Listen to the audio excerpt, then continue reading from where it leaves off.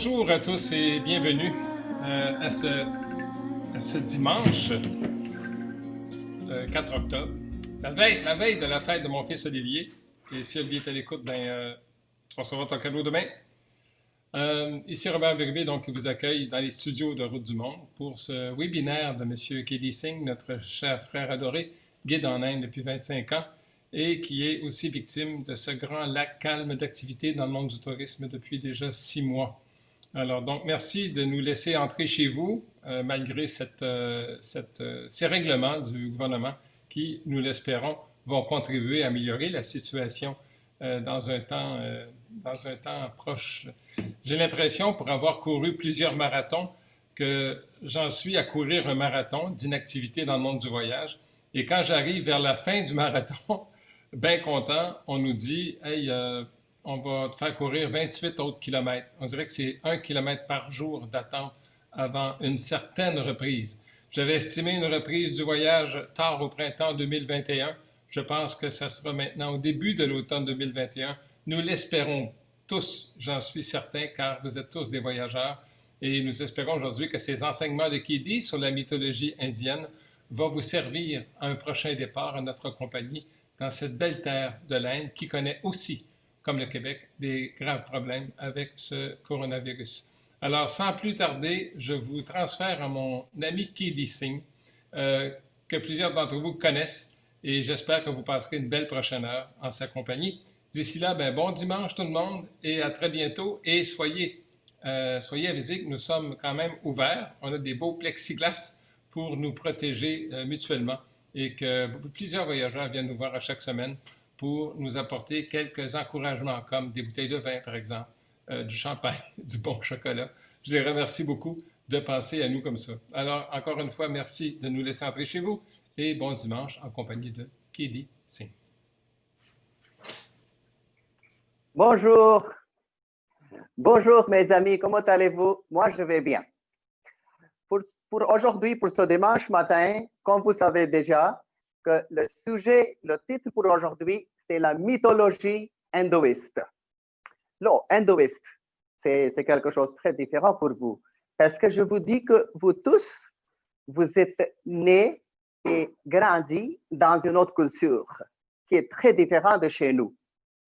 Et avec le temps, quand vous lisez les livres ou vous visitez chez nous, vous voyez qu'ici, la culture est très différente. Les pratiques spirituelles sont très différentes parce que vous avez appris la spiritualité à votre façon, qui est très différente de chez nous. Donc ici, vous êtes curieux, vous avez des questions.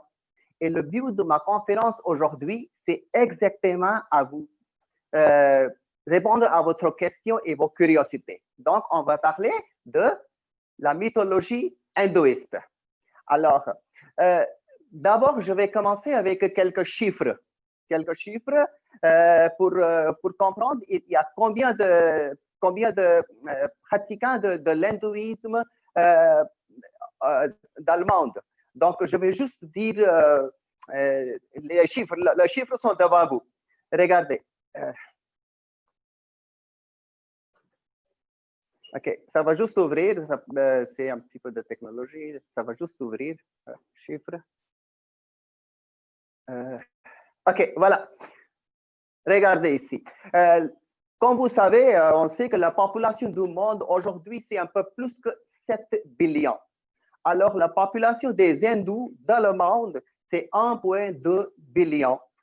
Et puis, les 3 pays où est-ce qu'il y a plus des hindous, c'est l'Inde. L'Inde, où on a à peu près 80% des hindous. Puis, après ça, c'est le Népal. Même si le Népal, c'est un petit pays, mais il y a quand même plus que 80%, 81% des hindous. Puis, Bali, qui est juste une île dans l'Indonésie, là aussi, c'est très hindou. Donc, il y a 84% des hindous là-bas.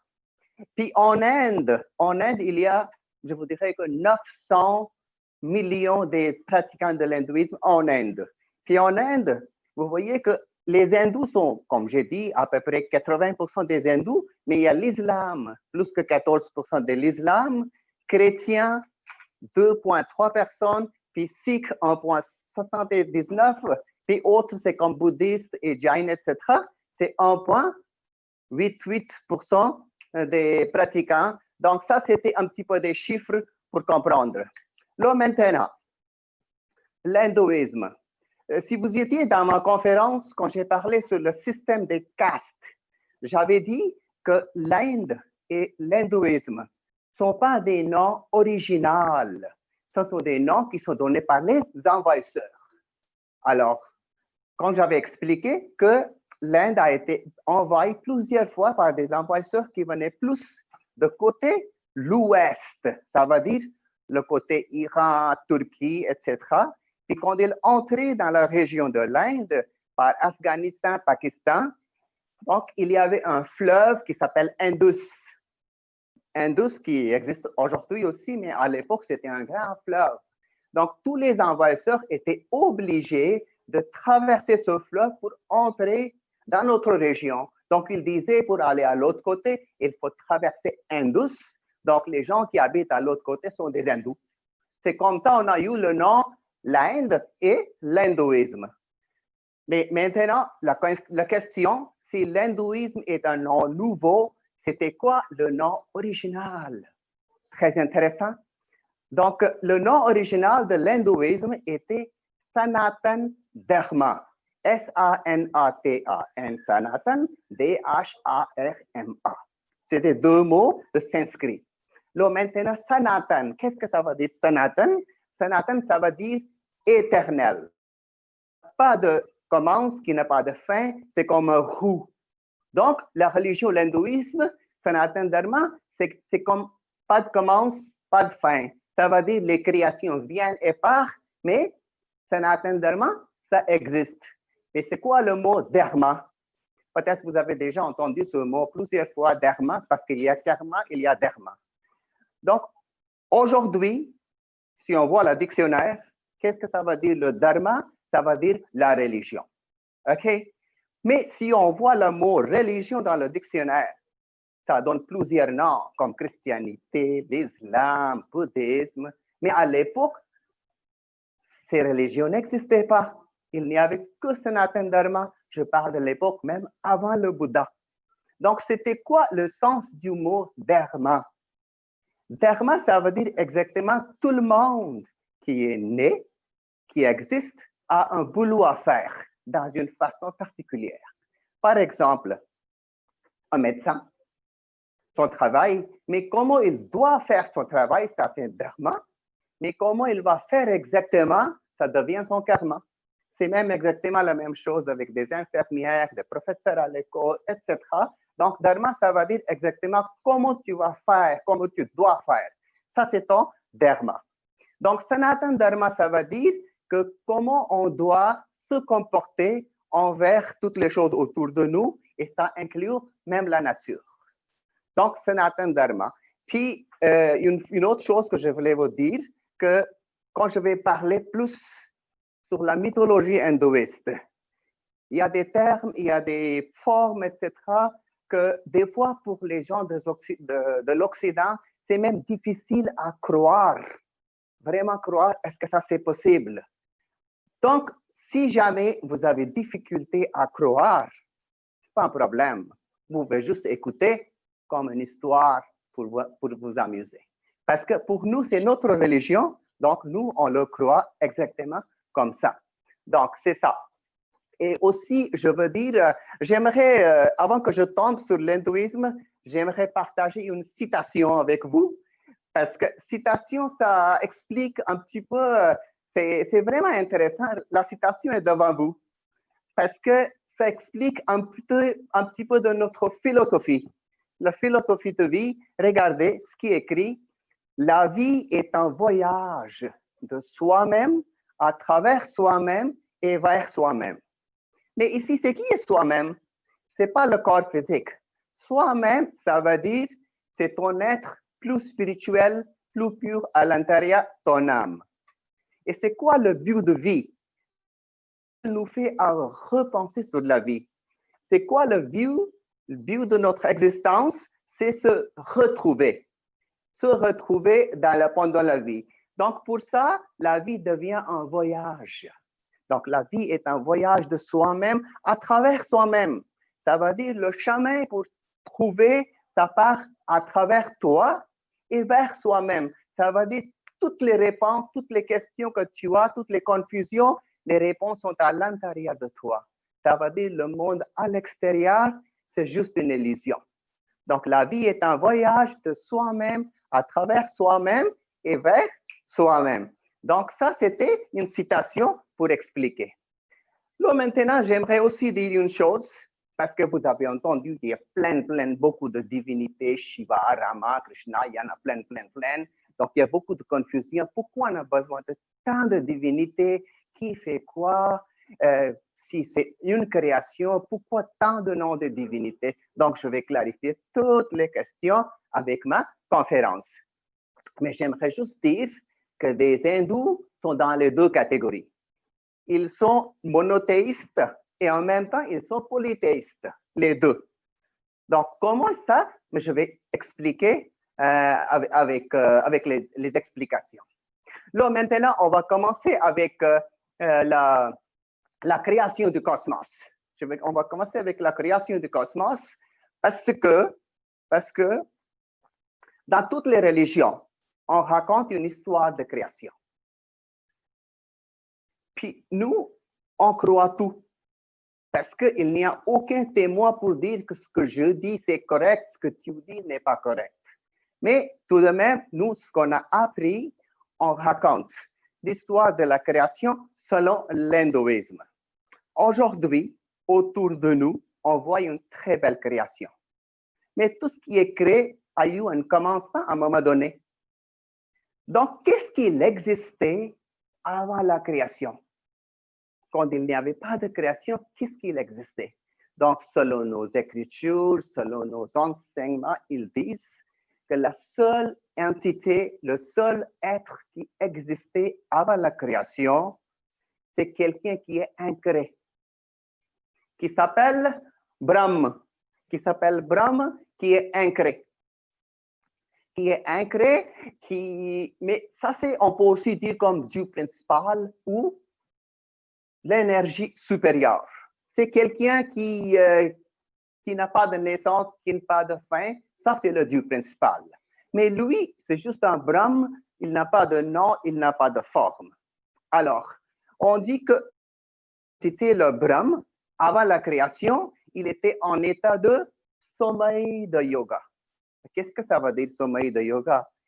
Les amis qui font yoga doivent savoir qu'il y a un état quand tout le monde couche comme ça, c'est comme la posture de la cadavre. Ça veut dire qu'on est couché comme ça, puis on est conscient avec tout ce qui se passe autour de nous, mais il n'y a aucune action dans notre être.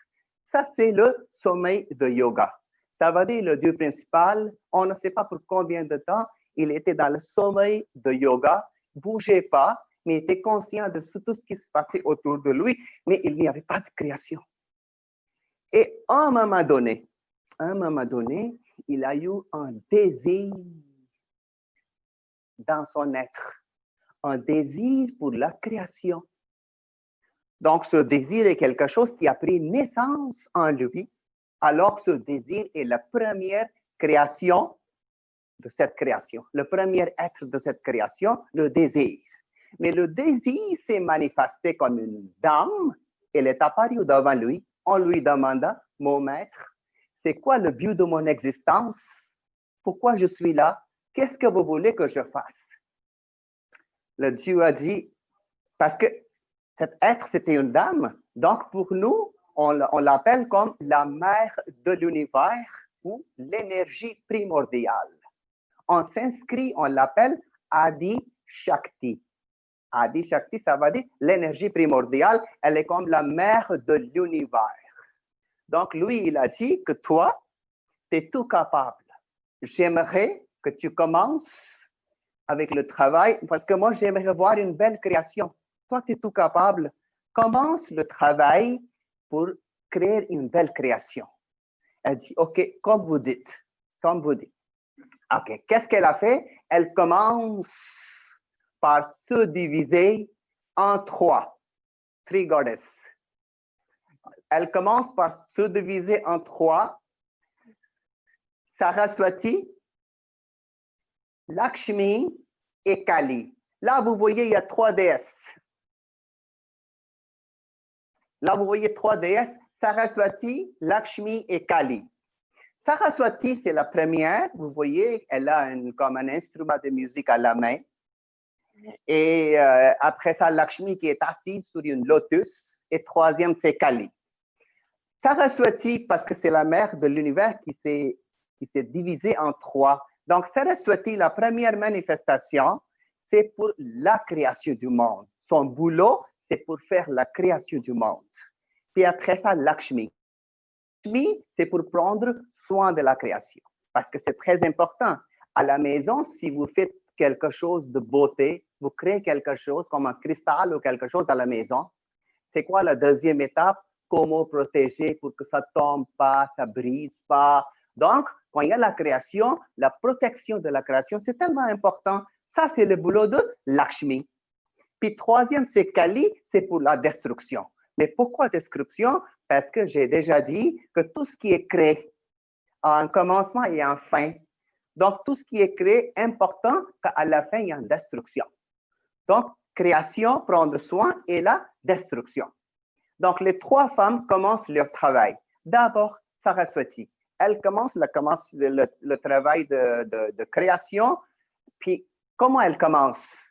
Elle commence par ramasser le matériel qui était dans le cosmos, ici et là. Elle les amène, puis elle fait des galaxies, elle fait des systèmes solaires, des planètes, donner des configurations, etc.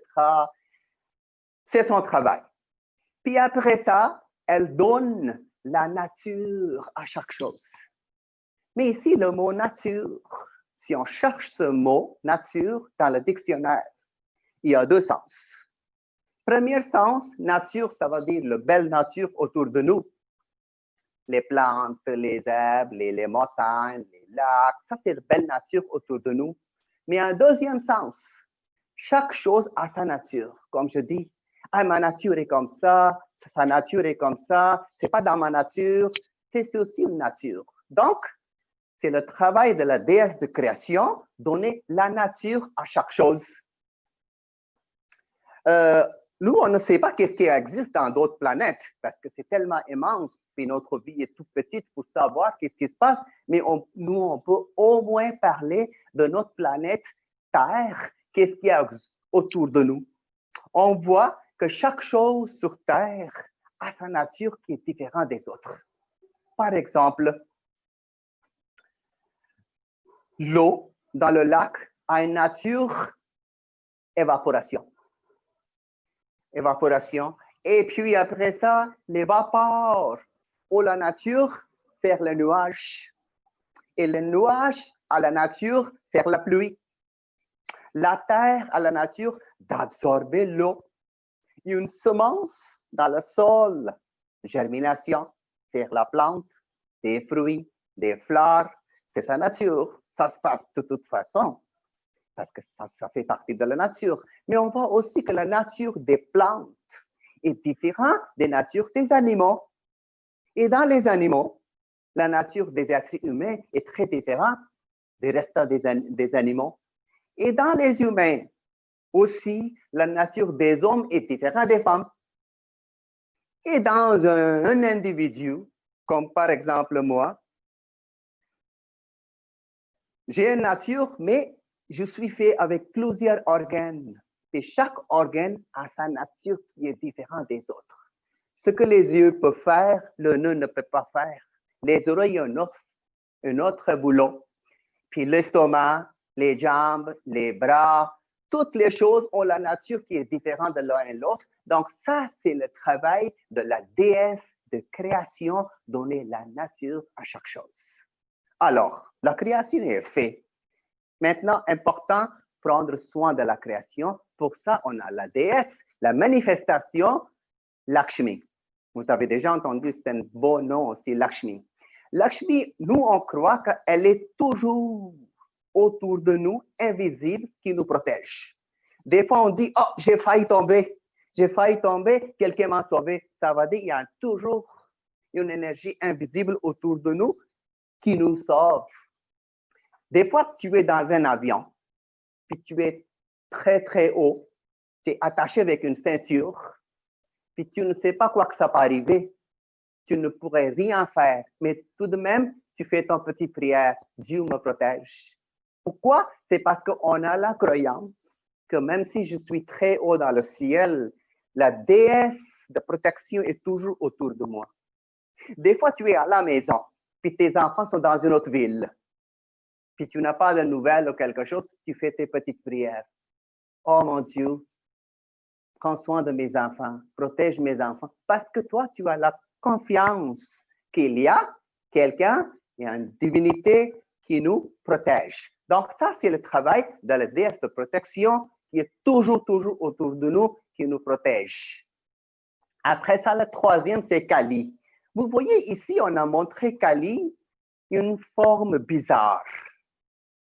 Ah, c'est comme, ça fait peur regarder. Mais pourquoi? C'est très important à comprendre comme ça. Mais Kali, ça va dire la déesse de la destruction. Mais pourquoi le nom Kali? C'est très important à comprendre. Pourquoi le nom Kali? Parce que en sanskrit, le mot Kal, K-A-A-L, Kal, ça veut dire le temps. Ça peut être passé, présent ou futur. Mais le temps, ça c'est Kal. Et la manifestation de déesse, ça veut dire, on sait que le temps, avec le temps, avale tout. Je répète ma sentence, ma phrase. Le temps, avec le temps, avale tout. Donc, la déesse qui est là pour avaler tout à la fin, c'est logique, elle s'appelle Kali. Donc, ça, c'est les trois manifestations de la mère de l'univers. Après ça, les trois femmes font leur travail très, très bien. Et le dieu principal est très content. Et puis, il regarde, puis il pense que les trois femmes font leur travail très, très bien, mais elles sont peut-être seules, elles ont besoin des hommes. Alors, il se divise, Trinity, il se divise en trois, Brahma, Vishnu, Mahesh. Il se divise en trois, et puis ça devient aussi notre Trinité. Donc, il se divise, regardez, Brahma, Vishnu et Shiva. OK, voilà. Il se divise en trois. Donc, le dieu principal, le Brahm, s'est divisé en trois, Brahma, Vishnu et Shiva. Vous voyez la manifestation Brahma, on voit trois têtes, mais il y a quatrième en arrière. Brahma a quatre têtes. Ça veut dire qu'il peut voir en même temps dans toutes les directions. Mais j'aimerais vous dire une chose très, très, très, très, très importante. Parce qu'on a trois sortes de divinités. On a des manifestations, on a des incarnations, puis on a des demi-dieux. Manifestation, ça veut dire comme Shiva, Brahma, Vishnu, ça c'est des divinités, personne ne les a vues. On ne sait pas c'est quoi leur forme. Les formes qu'on voit, ça c'est des formes qu'on a données avec l'imagination, parce que c'est existé dans nos écritures. Parce que les noms et les formes existent des temps quand il n'y avait même pas d'écriture. Donc, pour que les gens puissent concentrer sur une forme, on a donné des images comme ça. Puis des fois, on montre que les divinités ont plus que 2 bras, des fois 4 bras, des fois 8 bras. Mais qu'est-ce que ça veut dire? Ce n'est pas nécessaire qu'ils ont vraiment 4 bras ou 8 bras, ça veut dire qu'ils sont capables à faire plein de choses en même temps. Donc, on a montré qu'il y a plusieurs bras ou plusieurs têtes pour voir dans toutes les directions. Donc, Brahma, c'est vraiment le créateur. Brahma, c'est vraiment le créateur. Et puis Vishnu, c'est quelqu'un qui prend soin de la création. Et Shiva, c'est pour la destruction. Trikapus. Donc maintenant, je vais vous montrer très, très bien comment les trois couples sont faits. Voilà, regardez maintenant. Brahma qui est allé avec Saraswati. Ça fait un couple. Vishnu est avec Lakshmi Et Shiva, maintenant, c'est pas Kali, c'est notre manifestation de Kali qui s'appelle Parvati. Ça, c'est la vraie femme de Shiva. Parce que Kali, c'était juste une manifestation pour la destruction. Mais ici, Shiva, on a montré aussi toute sa famille. Je vais t'expliquer. Alors, maintenant, pour la création, il y a Brahma et Saraswati ensemble. Ça, c'est un couple pour la création. Vishnu et Lakshmi, c'est pour prendre soin de la création. Et Shiva avec Parvati, ça fait troisième couple, c'est pour pas seulement la destruction, mais aussi pour la reproduction. Si jamais vous visitez temple de Shiva, vous allez regarder que ici, il y a une forme comme ça, une statue comme ça, qui s'appelle Shiva Lingam. Shiva Lingam, ça c'est la forme. Mais ici, vous voyez, il y a un phallus masculin, puis en bas, ça c'est un organe de femme. Ça c'est un organe de femme. Donc, ça c'est l'ensemble de masculin et le féminin. Ça s'appelle Shiva Lingam. Dans tous les temples de Shiva, on voit ça, Shiva Lingam. Regardez. Hein? Donc, en haut, ça c'est un phallus masculin, puis en bas, c'est organe de femme ensemble. Ça représente l'énergie masculine et féminine. Et ça représente aussi la reproduction du monde. Alors, c'est important. Alors, les trois couples sont maintenant créateur avec sa femme, Vishnu avec sa femme et Shiva avec sa femme. Mais ici, avant que je tombe sur d'autres choses, j'aimerais juste expliquer la famille de Shiva. Regardez, Shiva est assis avec sa femme qui s'appelle Parvati, et il y a deux fils. Il y a deux fils, le fils à gauche, il s'appelle Kartik, et l'autre fils, il s'appelle Ganesh. Vous avez déjà entendu le nom, mais Ganesh, c'est quelqu'un qui est... J'ai une autre photo de Ganesh que je vais partager pour expliquer plus sur Ganesh. Ça va aller dans quelques minutes. Parce que Ganesh, c'est quelqu'un de très, très important. Donc ici, on a Shiva et Parvati avec les deux fils. J'ai une très belle histoire à raconter ici.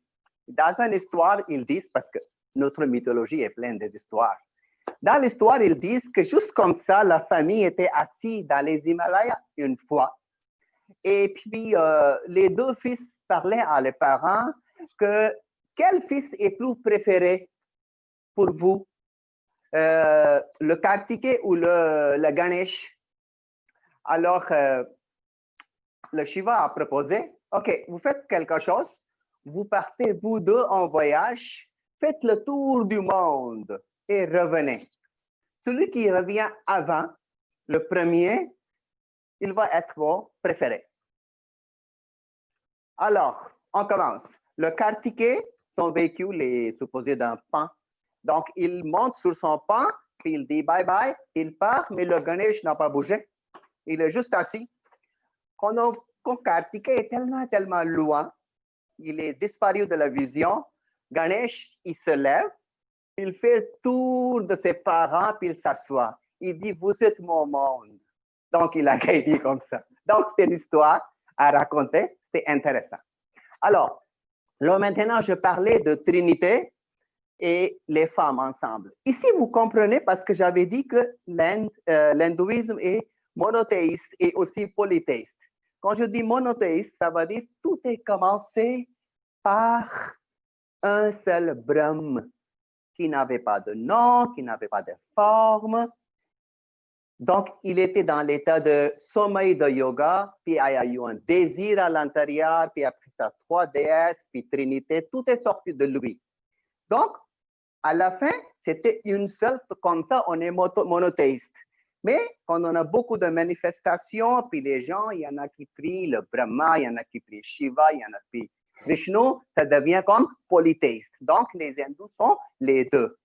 Là, maintenant, le travail de Brahma et Saraswati, c'est juste pour la création, puis après ça, ils attendent jusqu'à la prochaine création. Le travail de Shiva et Parvati, c'est pour destruction et reproduction. Donc, ce qui reste plus important, ça, c'est le travail de Vishnu et Lakshmi pour prendre soin de la création. Donc, selon nos écritures, c'est Vishnu qui prend des incarnations de temps en temps pendant la création. Dans notre Bible qui s'appelle Bhagavad Gita, il y a des versets. Dans un des versets, il a dit que je regarde le monde tout le temps. Quand je vois qu'il y a plus de négativité dans le monde et les gens, les sages, ont beaucoup de problèmes parce que les forces négatives deviennent plus puissantes, je m'incarne.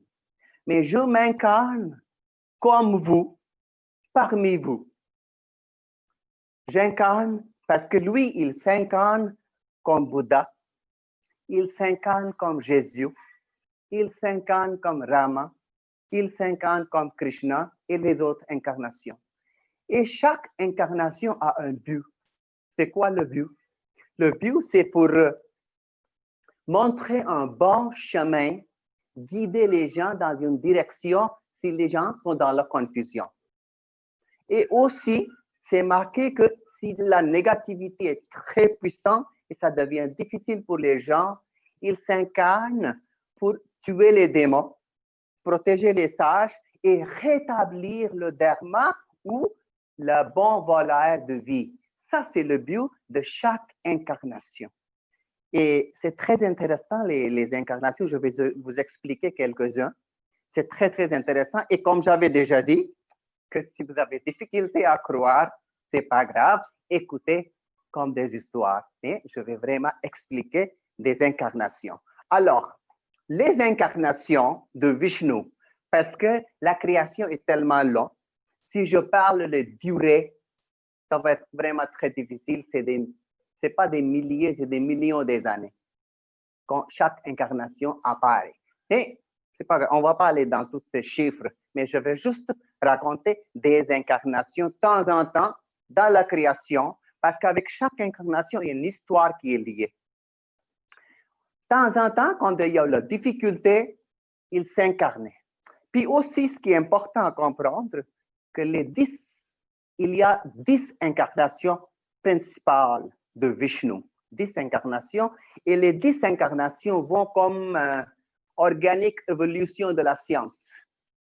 Parce que la première incarnation, c'est comme un poisson.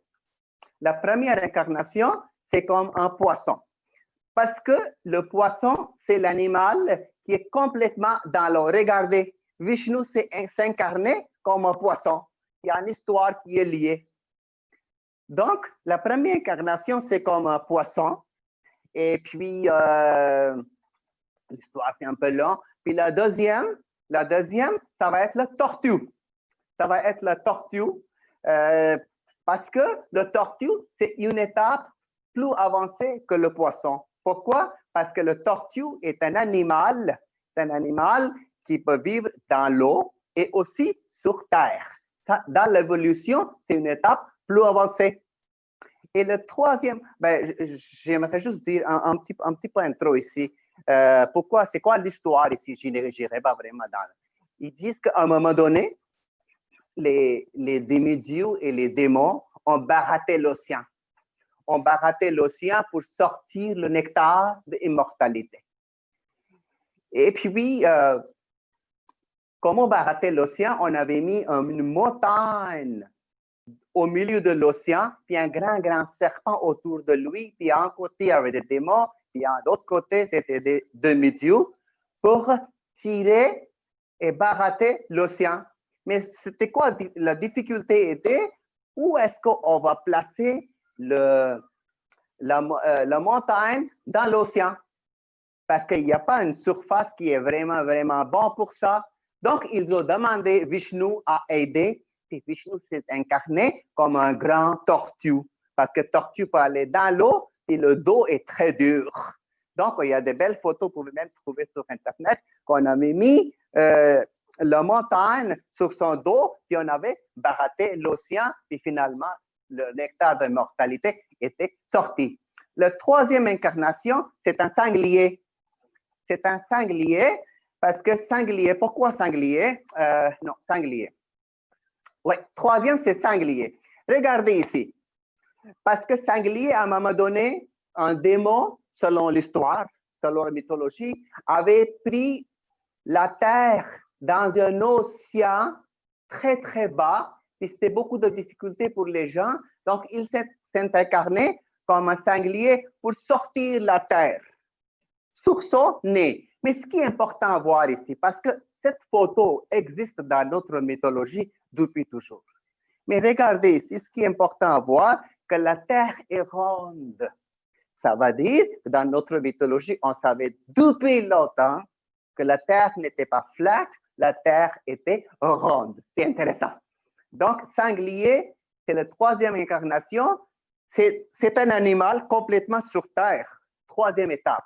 Mais c'est encore loin d'être un humain. Ça, c'est sanglier. La prochaine, c'est Narsimha. La prochaine incarnation, ça c'est intéressant aussi. Ça s'appelle moitié animal et moitié humain. Il s'appelle Narsimha. Regardez ici, la photo est un peu bizarre, mais c'était important parce que ce démon qui est dans son ventre, il est en train de tuer, il était quelqu'un de très, très, très, très mauvais qui faisait beaucoup de problèmes au monde. Et il avait pris qu'est-ce qu'on dit, une bénédiction de Shiva, selon que si jamais, parce qu'il voulait rester immortel, donc il avait demandé, si jamais je suis tué, il faut que ça ne soit pas pendant la journée, pas pendant la nuit, pas sur terre, pas dans le ciel, pas à l'intérieur, pas à l'extérieur. Il y a plein de points qu'il avait fait son mort très, très difficile. Donc, pas par un humain, pas par un animal, pas par un demi-dieu. Donc, Vishnu s'est incarné comme moitié lion et moitié humain. Donc, ça veut dire qu'il est ni humain, ni animal. Il est entre les deux. Puis, il a pris le démon sur ses jambes. Ça veut dire qu'il est ni sur terre, ni dans le ciel. Puis, il était à l'entrée de la porte, ça veut dire ni à l'intérieur, ni à l'extérieur. Donc, chaque incarnation a un but, comme ça, il avait libéré le monde de ce diable. Donc, après ça, la prochaine incarnation, Vaman Avatar. La prochaine incarnation, ça, c'est très intéressant. Ici, je vais raconter un petit peu d'histoire. Regardez, ça, c'est un petit homme. Ça veut dire maintenant, la prochaine étape, c'est vers devenir humain, mais c'est un nez. C'est un nez. Donc, ça s'appelle Vaman Avatar. Qu'est-ce qui s'est passé? Qu'à un moment donné, il y avait un roi qui était gentil. Il donnait beaucoup de donations au monde, mais comme ça, il avait développé un ego, que c'est moi qui donne. Il avait même oublié que tu n'as rien amené avec toi. Tout était déjà là. Mais il a tout oublié, puis il disait que n'importe qui arrive, moi je donne tout, moi je donne. Donc, le Dieu voulait juste tuer, pas lui, mais son ego. Alors, il s'est incarné comme un petit homme, il est arrivé dans son palais, puis il dit, j'ai juste besoin d'un petit terrain pour moi, pour passer ma vie qui reste des années. Il dit, oh, demandez qu'est-ce que vous voulez, j'ai toutes les choses, je suis le roi de terre, demandez qu'est-ce que vous voulez. Il dit, non, pas beaucoup, j'ai juste besoin de terre égale mes 3 pieds. Pas plus que ça.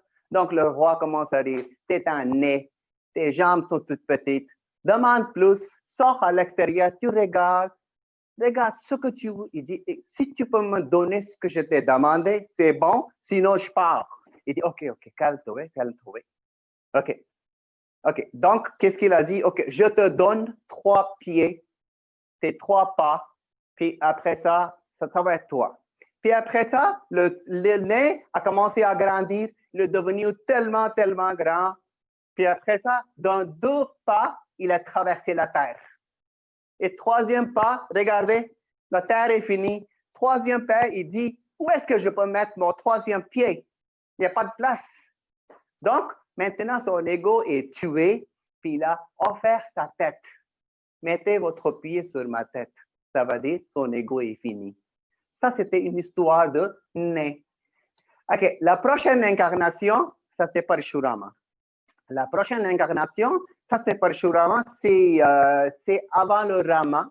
Avant le Rama, ça c'était un humain, mais toujours comme quelqu'un qui est fâché. Quelqu'un qui est fâché, donc il a tué beaucoup, beaucoup de démons. Il y a une histoire qui est un peu difficile à raconter, mais c'était une des incarnations Parashurama. Après ça, prochaine, ça c'est Rama. Rama, ça va être vraiment intéressant. Peut-être que vous avez déjà entendu le nom Rama, incarnation Rama. Ça, c'est vraiment quelqu'un de très, très important. Parce que les deux incarnations très importantes, c'est Rama et Krishna. Chez vous, vous avez Hare Rama, Hare Krishna, c'est avec ces deux noms.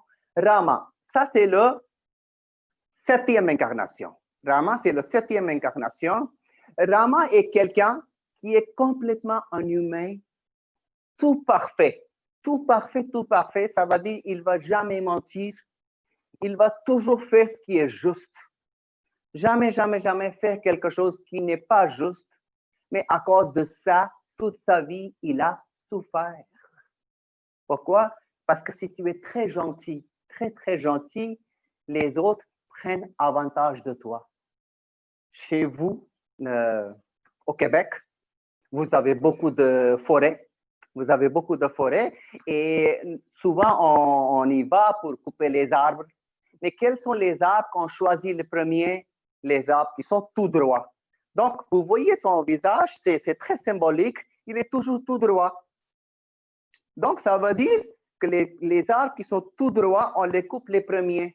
Puis si c'est un arbre qui est tourné comme ça, on ne le coupe pas parce que ce n'est pas utile.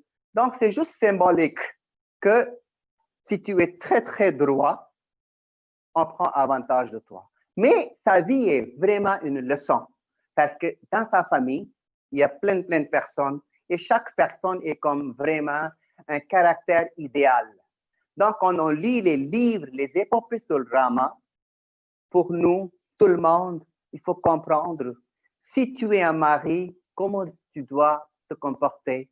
Si tu es une femme, qu'est-ce que tu dois faire? Si tu es un père, si tu es un frère, si tu es un fils, tous les caractères de famille sont là dans sa famille. Chacun est vraiment particulier. Donc, juste lire ce livre, on peut comprendre qu'est-ce qui est bon à faire dans sa vie, comment il faut se comporter envers les autres. Donc, c'est tout un exemple.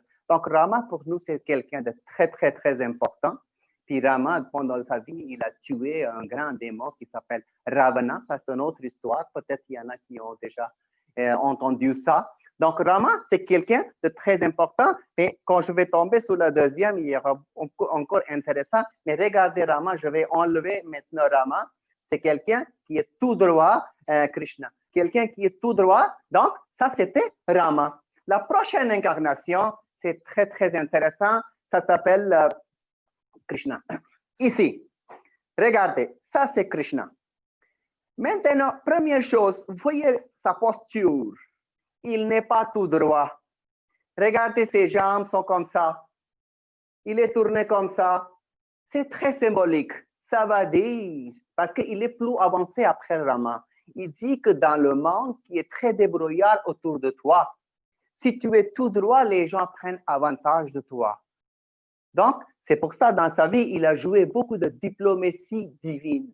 Ça veut dire qu'avec une bonne intention, temps en temps, même si tu dois mentir, c'est justifié. Parce que des fois, pour protéger ce qui est bon, on doit mentir. Je vous donnerai exemple. À la maison, des fois, pour nos enfants, pour qu'ils viennent, reviennent, commencent à étudier, il y a des petites choses.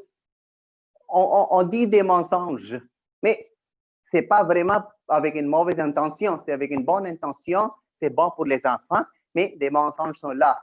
Donc, comme ça. Un autre exemple. Par exemple, quelqu'un, Madame Nicole, une Madame Nicole, elle est à sa maison avec son mari, ils sont assis à l'extérieur, ils jasent.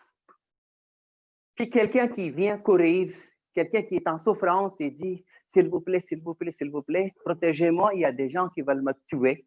Est-ce que vous pouvez me cacher quelque part? Vas-y, vas-y à l'intérieur.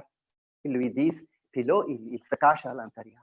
Dans 2 minutes, il y a un groupe de personnes avec des armes qui le cherchent. Il dit, hey, est-ce que vous avez vu un monsieur qui était ici quelque part? Mais Nicole, qui n'a jamais menti dans sa vie. Vous pensez qu'elle va dire qu'il est à l'intérieur? Non, elle ne va pas dire ça. Elle va mentir. On ne l'a pas vu. Ici, elle a menti pour sauver la vie de quelqu'un avec une bonne intention. C'était juste un exemple.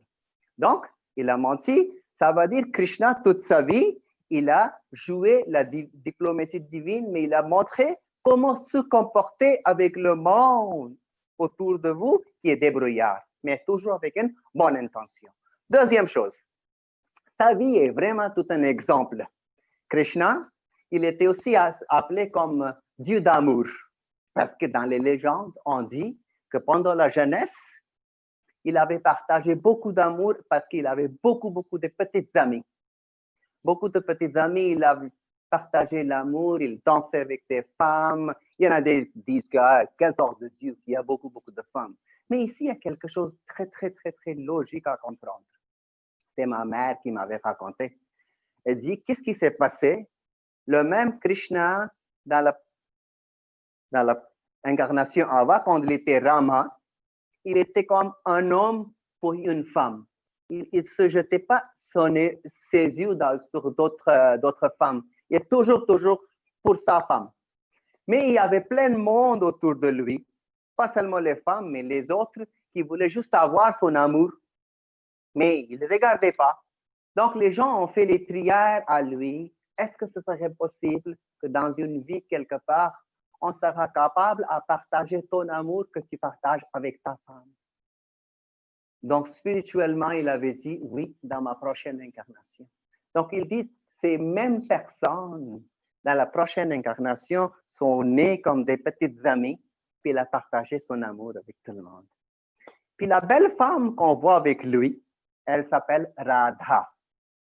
Elle n'est pas exactement sa femme, mais elle est comme sa girlfriend. Girlfriend. Oui. Donc, il y a beaucoup d'amour entre les deux. Beaucoup d'amour.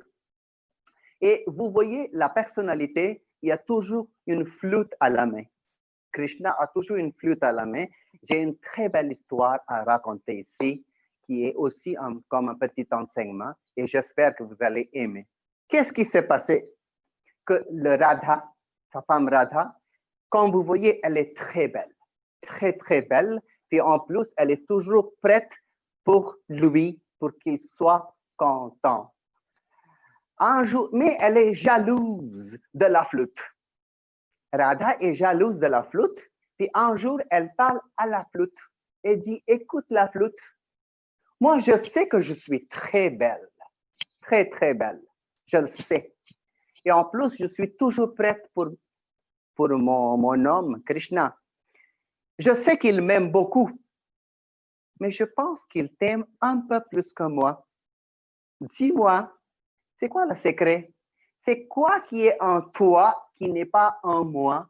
Parce que en public, quand tu es sur ses lèvres, ça me tue. Sur ses lèvres, dans sa main, dans sa poche, il ne te lâche pas. Mais pourquoi il t'aime un peu plus que moi? Dis-moi, c'est quoi qui est en toi qui n'est pas en moi?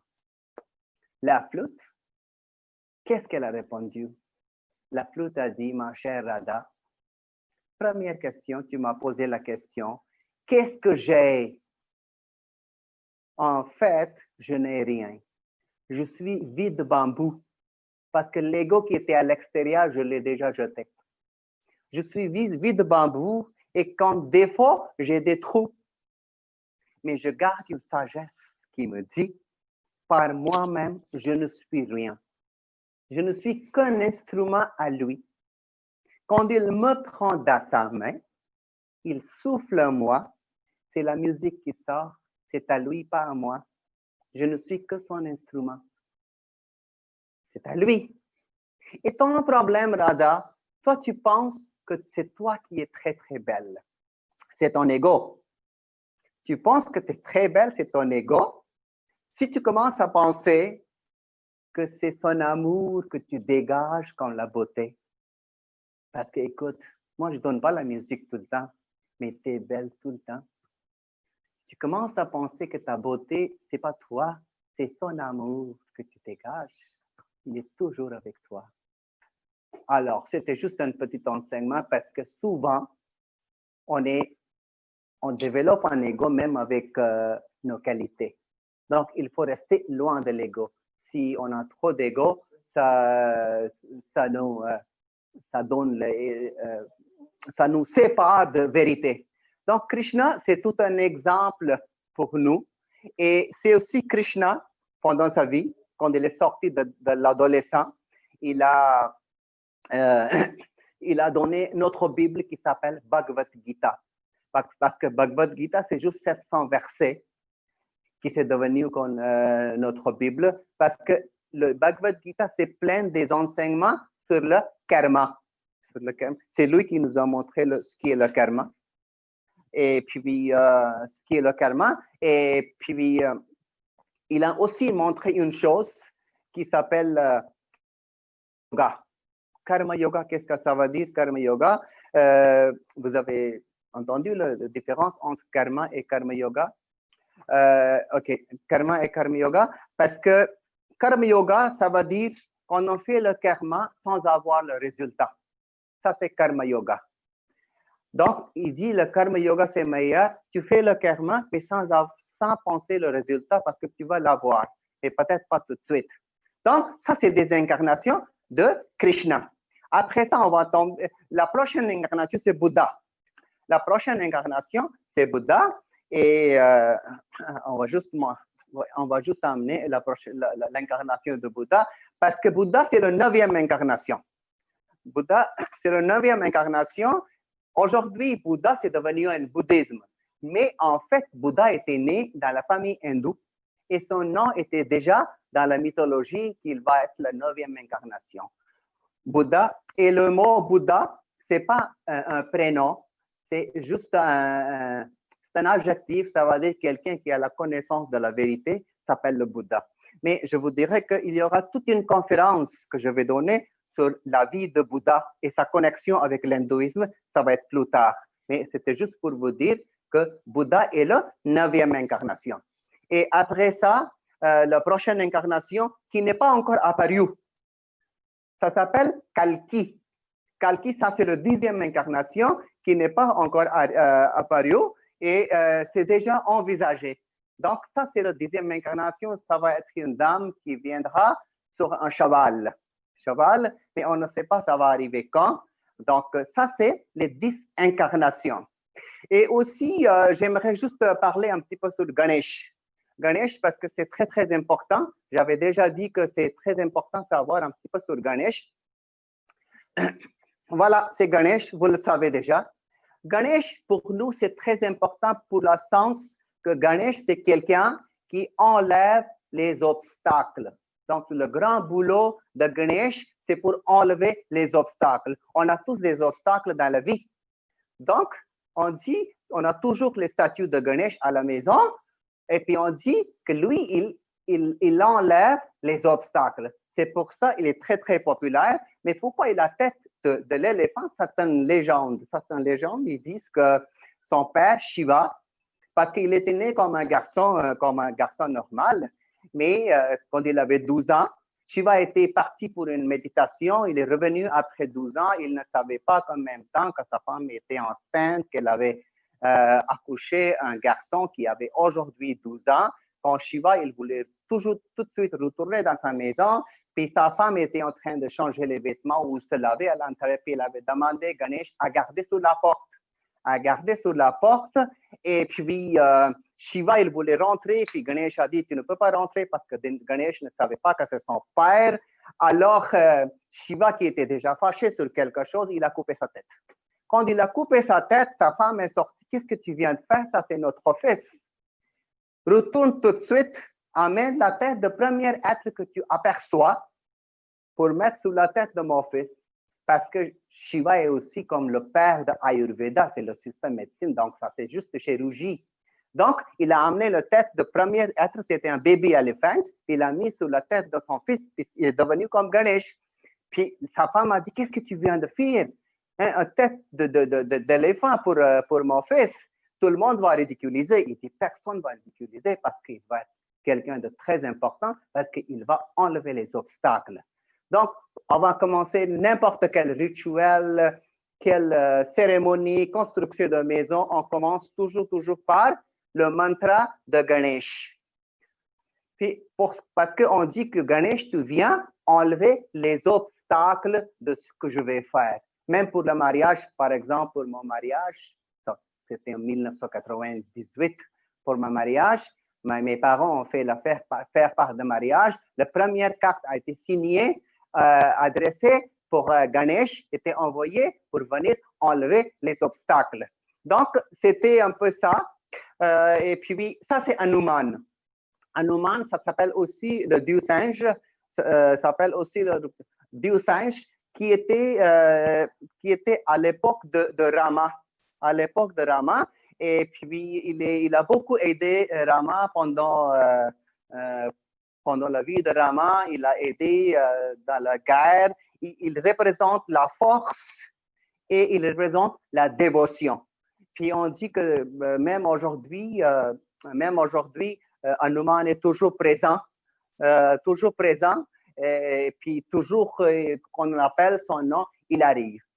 Puis une autre chose que je voulais vous dire, c'est la vache sacrée. La vache sacrée, désolé, j'ai pas une photo de vache. J'ai pas une photo de vache, mais vous savez c'est quoi la vache sacrée. Mais pourquoi la vache est sacrée? C'est très, très important. Parce que Krishna, pendant sa vie, il était né dans une famille de fermiers. Et puis, fermiers bergers, puis ils avaient beaucoup de vaches. Et puis, après ça, c'était son boulot, emmener les vaches dans la forêt tous les jours. Puis, rendu adolescent, il a dit que la vache, juste après la naissance, on boit le lait de notre propre mère. Puis, après ça, pas pour longtemps, puis après quelques mois, on commence à boire le lait de vache qu'on boit toute notre vie. Donc, la vache devient notre deuxième mère. Donc, il ne faut pas faire mal à la vache, il faut respecter parce que la vache est sacrée juste comme ta mère. C'est comme ça la vache est devenue sacrée. C'est très, très important. Les hindous ne mangent pas la vache, c'est très important. Donc, elle est très vénérée. C'est pour ça la vache est sacrée. OK? Donc, c'était un petit peu sur les divinités, mais ce que je voulais dire, parce qu'il y a tant de divinités, tant d'explications et toujours une confusion pour les Occidentaux. Pourquoi on a besoin? Il faut comprendre, tout ça, ça commence comme une pyramide d'un Brahma qui était dieu principal, pas le nom, pas de forme. Puis après ça, les trois femmes, les mères de l'univers, puis trois femmes, création, prendre soin de la création, destruction. Puis après ça, la Trinité, Brahma, Vishnu et Shiva, tout est sorti de Brahma. Puis après ça, toutes les incarnations.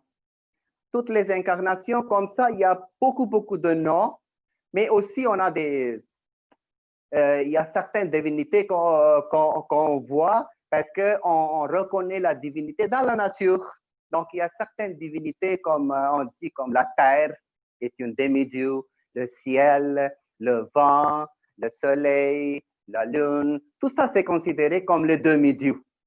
Donc, ça veut dire que dans l'hindouisme, on reconnaît la divinité dans la nature. J'espère que vous avez compris. Il y a des questions? OK. Non. OK.